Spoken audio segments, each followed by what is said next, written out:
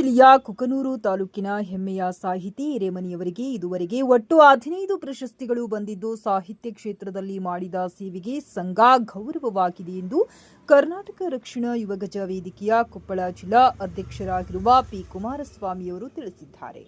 ದಾವಣಗೆರೆಯ ಚನ್ನಗಿರಿ ವಿರೂಪಾಕ್ಷಪ್ಪ ಧರ್ಮಶಾಲಾ ಕಲ್ಯಾಣ ಮಂಟಪದಲ್ಲಿ ಶ್ರೀಮತಿ ಸರಸ್ವತಿ ದಾಸಪ್ಪ ಶೆಣೈ ಪ್ರತಿಷ್ಠಾನ ಇವರ ವತಿಯಿಂದ ರವಿ ಎಸ್ ಹಿರೇಮನಿಯವರು ಸರಸ್ವತಿ ಕನ್ನಡ ರಾಜ್ಯ ಪ್ರಶಸ್ತಿಯನ್ನು ಪಡೆದಿದ್ದಾರೆ.